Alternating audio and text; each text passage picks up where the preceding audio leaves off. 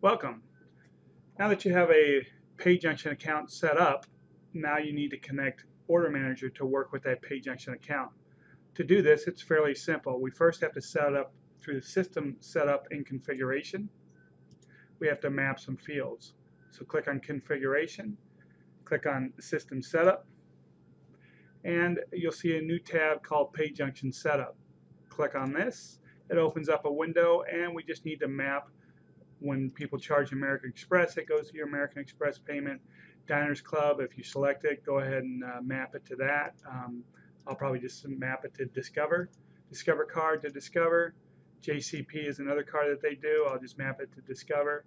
MasterCard to MasterCard, and Visa to Visa. The next thing is your address verification and your CVV code that's on the back, how you want to handle each of these. You've got a down arrow. The first thing is decline if the address does not match. Decline if the postal code does not match. Decline if the address and postal code do not match. Or decline if address or postal code do not match. Try to match the postal code, but do not decline if one does not match, or simply do not run AVS. So usually for the best rates, you want to make sure that everything matches. Sometimes that can be a little bit difficult. The customers in front of you, they usually know their billing address for their credit card, so you should be okay. If they're taking a lot of emails and all you're asking for is their zip code, and then you can go ahead and just say decline if postal code does not match. The next thing is the 3-digit code on the back. You want to check it is on. That's the 3 or 4-digit code that you need to put on. If you don't want to ask for that, you can just leave that off. All right. For this situation here, we'll go ahead and select it. Click Done. Okay, now that we have the configuration done for the system, we need to do a workstation setup for each and every computer that is running Order Manager and that you want to run your credit cards from.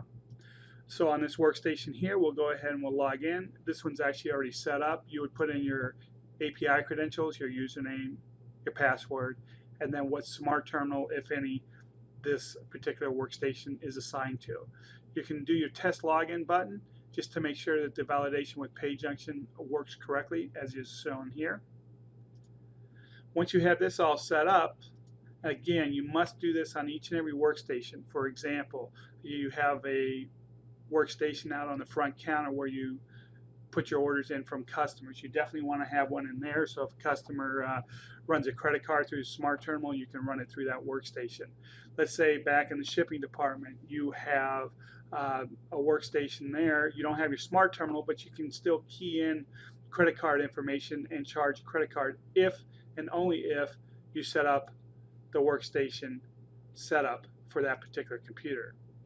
This is a computer that we have in the back that is for the shipping department.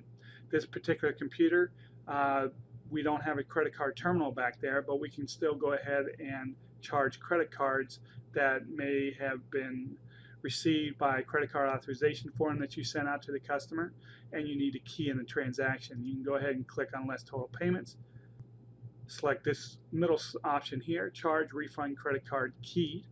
We put this in, it'll pull up the amount that you want to charge. You can put in any amount. Go ahead and type in the information.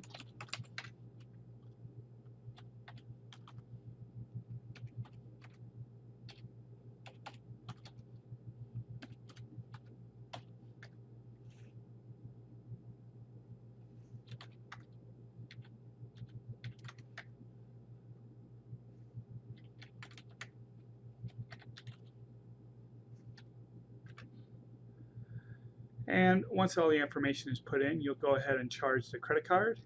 It'll reach out to PayJunction and say that the item was approved, payment has been posted to your order.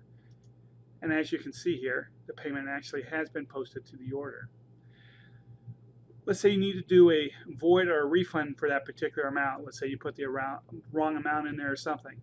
If it's done before the payment batch has been completed for the day, when you click on this button here, it'll bring up a void refund credit card charge window. You can simply select refund credit card, And if it's voided, it'll put the word voided here and change the amount to 0. If it was a refund, it would put an additional payment line showing that the amount, the $1.30, was reversed. It's that simple. It's that quick. If you have any questions, please contact our tech support department. Thanks.